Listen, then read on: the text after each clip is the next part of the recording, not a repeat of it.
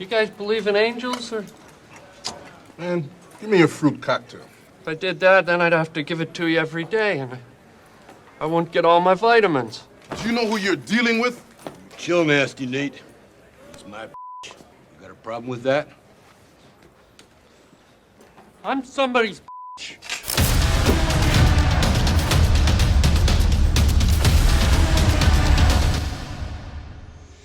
What's up, guys? Boy Benny. Are you a big fan of movies? Are you a big fan of any series? Have you ever seen leaked behind-the-scenes photos of your favorite movies? It kind of ruins the illusion of the movie, right? Like, you have this entire universe that's fake, that's built up, and is a joke, okay? So you see Princess Leia laughing as a stormtrooper holds a blaster to her head, right? She's giggling and having a great time. It sort of ruins the illusion of the movie, okay? You realize it's all fake.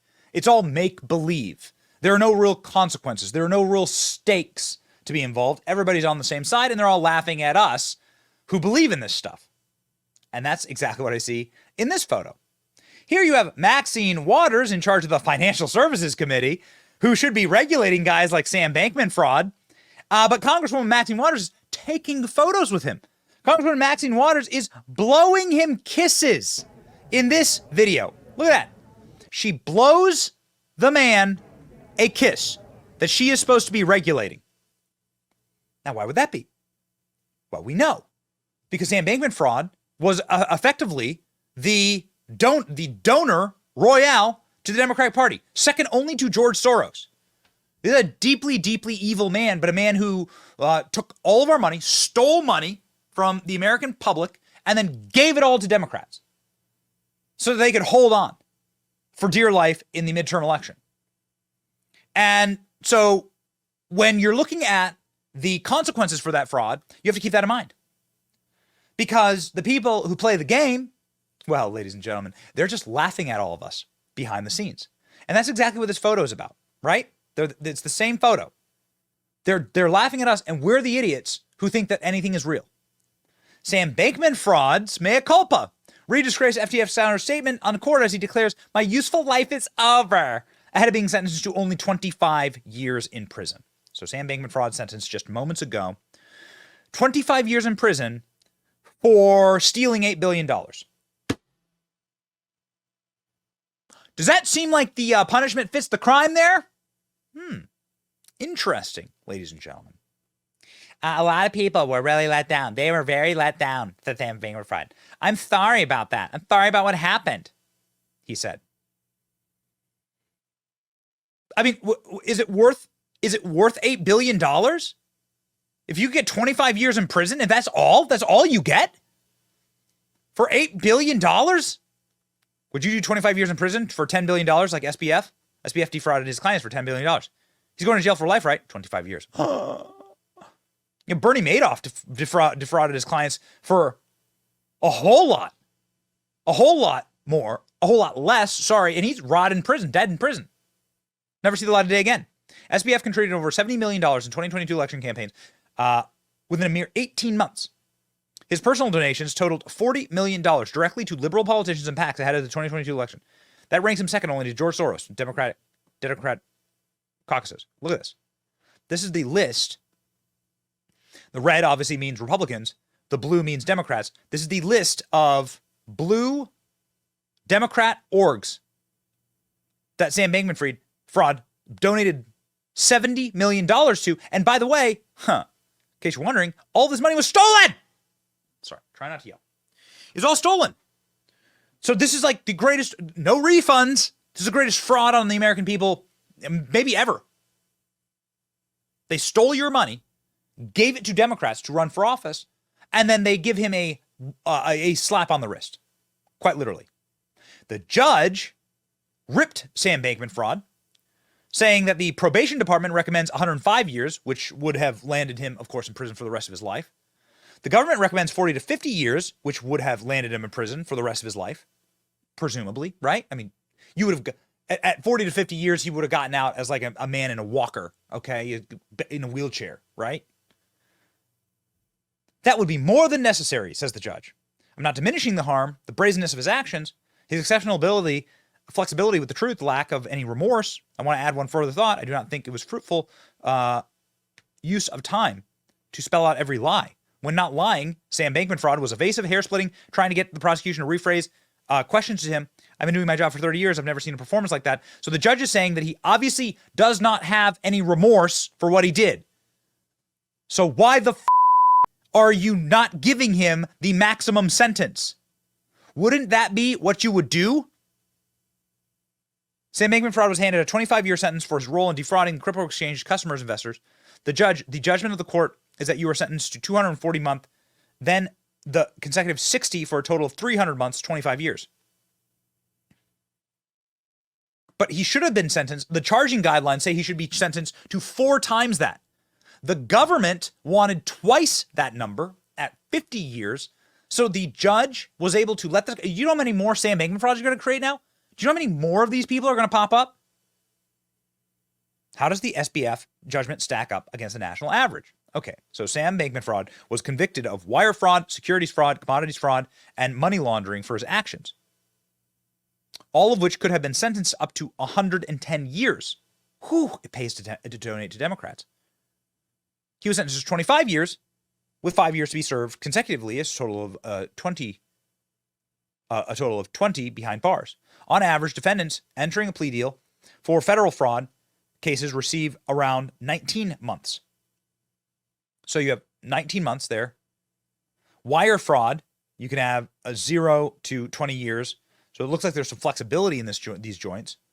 Securities fraud, you have 20 to 24 months on average. Commodities fraud, you have 20 to 24 months on average. Money laundering penalties can range from just fines to 20 years in prison.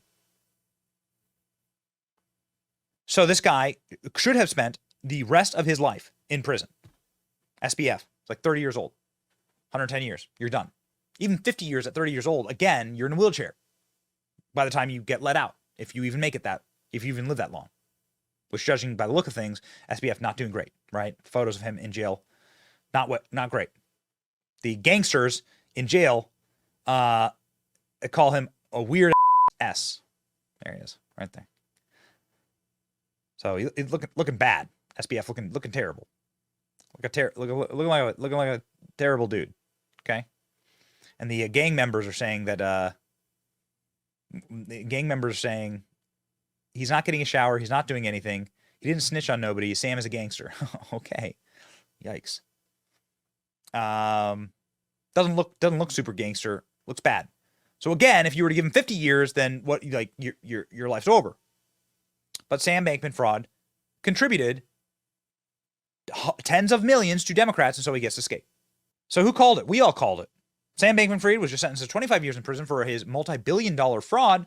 Enrique Tarrio was sentenced to 22 years in prison over his role in January 6th. He didn't even enter the Capitol building. He wasn't even there on January 6th.